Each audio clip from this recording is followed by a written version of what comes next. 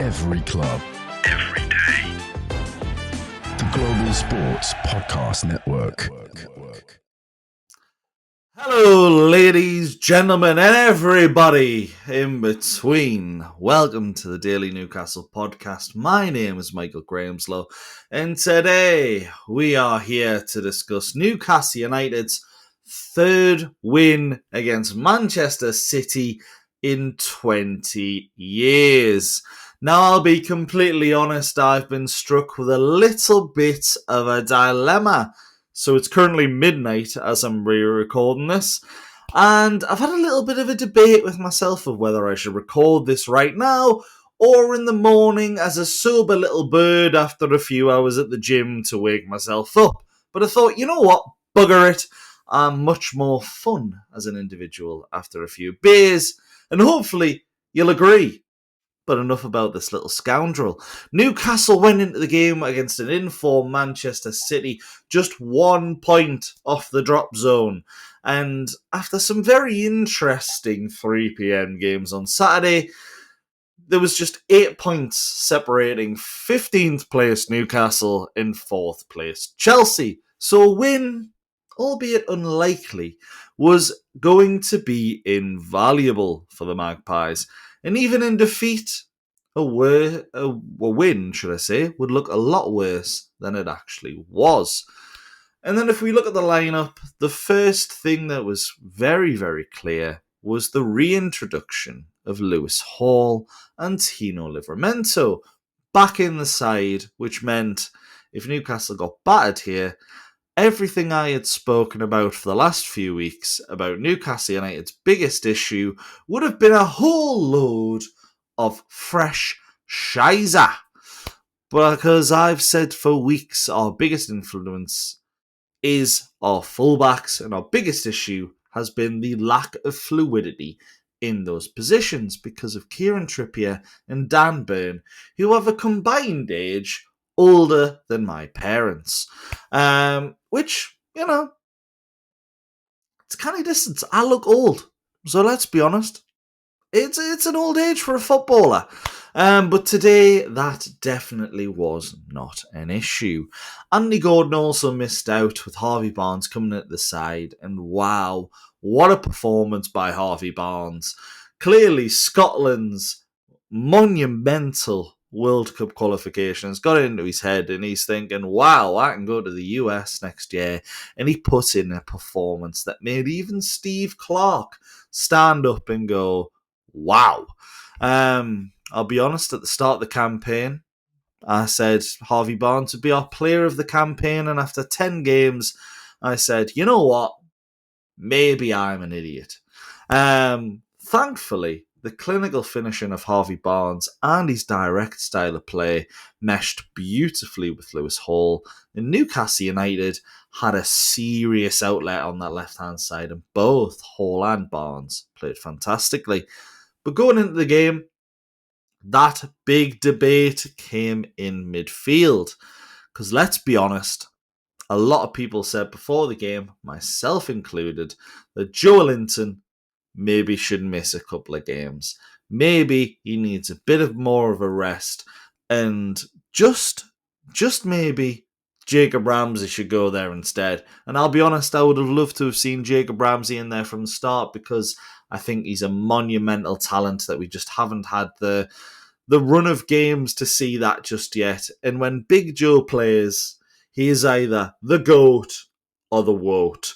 And quite often right now, he's been the worst of all time. But today, he was monumental. He stood up and he was absolutely fantastic. And while there's no in between, when Joelinton plays like the GOAT, there's no one beating him. And he was absolutely fantastic today. But to go into the game, the first thing that was evident from me for the first whistle was the fight and determination that Newcastle had. It's the first time in weeks I have actually seen us be strong in the tackle. And to be honest, from watching the game, the first thing I thought of was, I feel like we've put more tackles in here than we have in our last 5 games combined. And it turns out it's not as impactful as that. Newcastle put 14 tackles in the first half, which is more than any of our defeats this season except from Brighton. And that's only because we had an influx of tackles in the last 10 minutes. But it is immediate difference of intent. Newcastle came into the game with the idea of putting City under pressure early on, and for some reason, we are so good at doing that against teams that are better than us. And I don't know if that's because Newcastle had less of the possession, and that's when we're at our best, because we can sit back, hit teams on the counter-attack.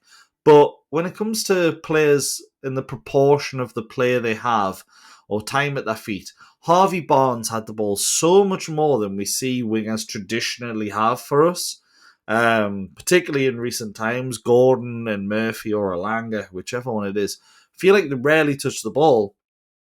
I felt like Barnes in the first half in particular had the ball almost as much as, I don't want to say Joe Linton, as Tonali and Bruno, but certainly around about the same as Joe Linton. And when your wingers are getting on the ball that much, you can cause issues for opponents. And it felt like we had control of the game, even though we only had about, I can't remember the exact stat off the top of my head, but about 30-35% possession. We had control of the game, and other than that Erling Haaland chance where he chips it beyond Pope and it realistically goes nowhere near, it's Erling Haaland at St. James's Park. He does nothing. We've seen it time and time again. Newcastle United actually had the better chances. Barnes had a great chance within 30 seconds. You like to think maybe 15 minutes later that goes in the back of the net once he's had a touch, but it was straight to Gianluigi Donnarumma. Great pressing by Newcastle by that as well. Early intent. Joe Linton is the one that ends up winning the ball back.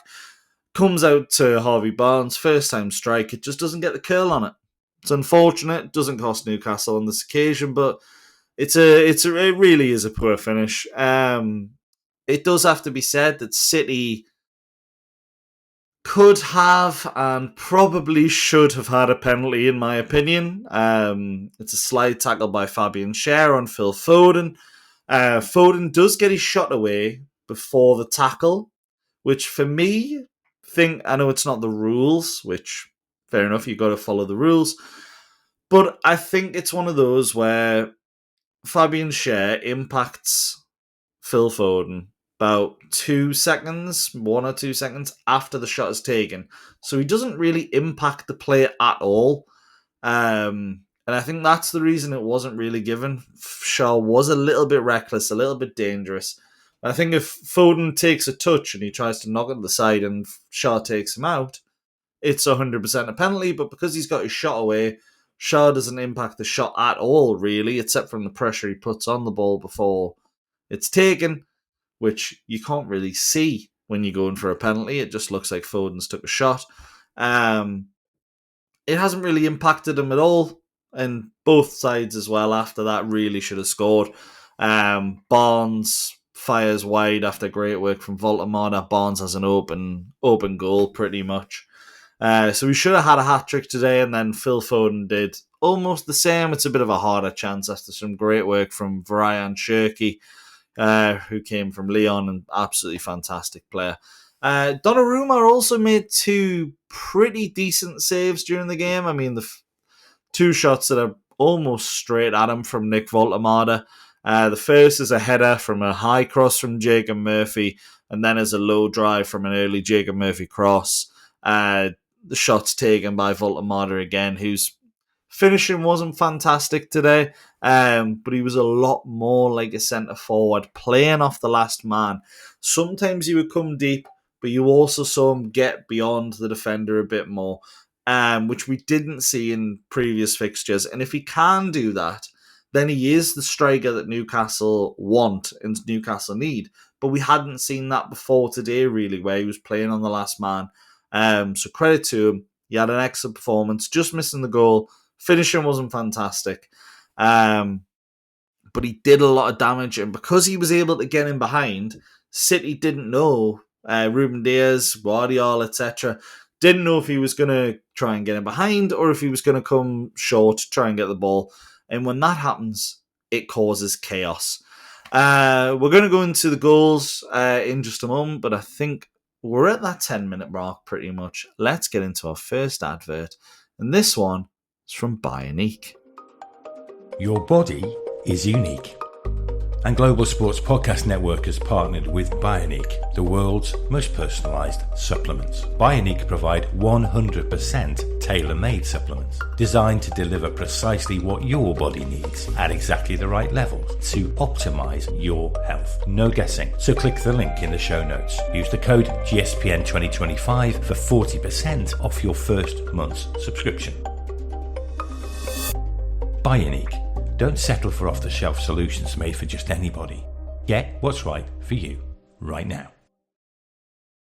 Now into the meat of the action, the main course, and it was absolutely perfect for Newcastle United, who took the lead about 60 minutes in. It's not a 1-2, it's a 1-2-3 from Harvey Barnes and Bruno Guimarães, who play it between them 2 or 3 times. And it finishes with Harvey Barnes firing low beyond Donnarumma. And I'll be honest, it's a shot from outside the box. It's low, it's hard, it's driven.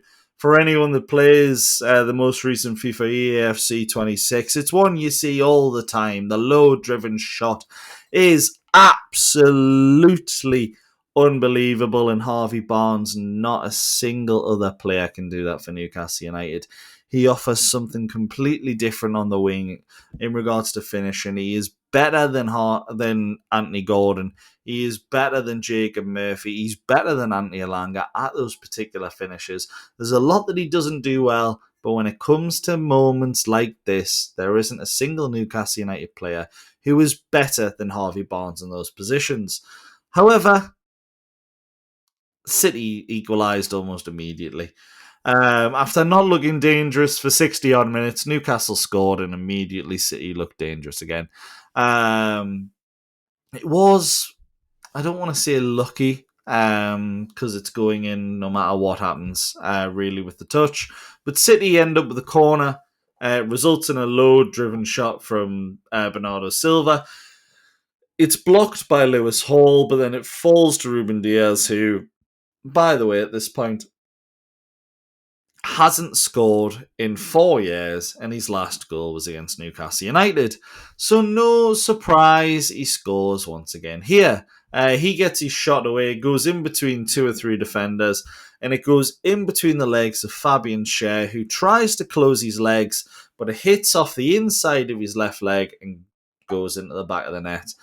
Let's be honest, it's just a very unlucky goal for Newcastle. And you're thinking there, when things aren't... I'm just going to say, it's the motto of teams in a relegation battle, isn't it? When things aren't going your way, they just simply never go your way. Now, what I will say is Newcastle reacted significantly better than you would ever expect a relegation candidate to do so, particularly against Manchester City. They get a couple of corners, they get a couple of shots away, and then Barnes does excellently to recycle a corner on around about the 70th minute. He knocks it out wide. The cross comes in.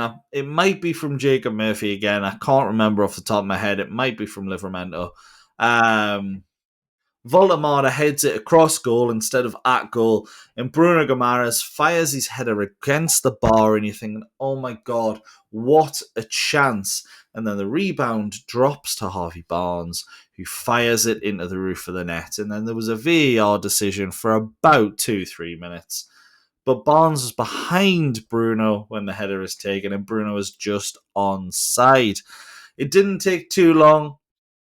Probably still more than I would have liked. But Newcastle fans got the chance to celebrate twice. And how often do we celebrate a winning goal against Manchester City? But after Newcastle scored the second, it has to be said, City, they barely touched Newcastle. And the hosts were deserved winners. Both teams had good chances in the first half, but Newcastle could have scored 4 today, and I don't think City fans would have really been too disheartened by it. Newcastle were just very, very good. City could have got 2 or 3 as well, depending on the performance. Typically they do, even if they don't deserve it against Newcastle. But this is the first time in a very long time I can definitively say that Newcastle United deserved to beat Manchester City. And I do want to stress, Tino, Livramento and Lewis Hall pressed so highly today, which we can't do with Kieran Trippier and Dan Burn. And let me tell you, if those two stay fit, Newcastle United will get Champions League football next season. I do not care who gets injured. Those two are so essential to how Newcastle United play. And this season, they are irreplaceable. You could sack off Voltemada. You could sack off Anthony Gordon. You could sack off Bruno Guimarães. You could sack off Sandro Tonali. As long as you have those two fullbacks playing, and I want to add every single player I mentioned there is absolutely fantastic. But if you have Tino Livramento and Lewis Hall playing, Newcastle United will perform well. They are that good. And they're essential to how we play, and they're irreplaceable. So Newcastle now sit in 14th place, 4 points off the drop, and 4 points off 5th. But put it this way, by the time the derby comes along, Newcastle could be 5th or 19th. And you wouldn't be surprised either way, really. The league is that tight. However, there's always one match that sits as a turning point for us in the season. Last year, it was Nottingham Forest, the hard-fought win before the Arsenal game. And at that point, everyone was saying Eddie Howe was under pressure. 1 year later, Eddie Howe is under pressure going into a game against Manchester City, and he pulls off one of the best tactical performances he's had in the last year for Newcastle. It was a truly brilliant performance. And I will say, I said before the game on X, it only takes one game to be a catalyst for this season, and I don't think it'll be today, but it's coming soon. Little do I know, it's already happened now, and this catalyst should be the thing that changes our season for the better. And I'll be honest, last time out, we were like 10 points off where we wanted to be. This time around, we're 4 points off 5th, and we're only just getting started. So Newcastle, the potential is incredible this season. They just need to get that final product right. And I think we're going to do so because the two fullbacks are back and we can play the way we want to play. But elsewhere, there were routine wins for Crystal Palace and Chelsea. Huge wins for Nottingham Forest against Liverpool. Forest won 3-0. And Fulham beat the informed neighbours of Newcastle, Sunderland, 1-0. Fulham dominated much of the game, but only managed to get the goal late on. And considering their form, it's a massive win for Fulham to avoid them being dragged into that relegation dogfight. 2 great games as well between Brighton and Brentford, which ended in a late home win. Yankuba Minte put in a pretty good performance in there as well. And then a late draw between Bournemouth and West Ham, which saw former Magpie Callum Wilson pick up 2, I want to say poacher's goal, but the second is an absolutely excellent finish in a 2-2 draw. If let's be honest, Callum Wilson, he's got a place in the heart of most Newcastle fans, and it's brilliant to see him score those kind of goals. I just wish he kind of could have done it on the opening day of the season against Sunderland, but you cannot have everything. And I'll take the win against City with open arms. So that's all from me here on the Daily Newcastle podcast. I've been Michael Grahamslaw. The tune were absolutely fantastic, and I cannot wait for the next game now, even though it's in Marseille. Thankfully, I don't feel like I'm drunk enough to buy tickets to go to Marseille and inevitably get my head kicked in. But if you are going to Marseille, be sure to check out the preview that we've done for it already, alongside some helpful tips to potentially, avoid the Marseille fans. Because let's be honest, that's needed. But be sure to check out our socials as well, where you can see us individual clips. Check us out wherever you get your podcasts and make sure that you never miss a beat. But until tomorrow, where hopefully Kevin Ian will provide a much better in-depth analysis than your mortal mental Michael Grahamslaw, it's goodbye for now, and I'll see you next time. Every club, every day. The Global Sports Podcast Network.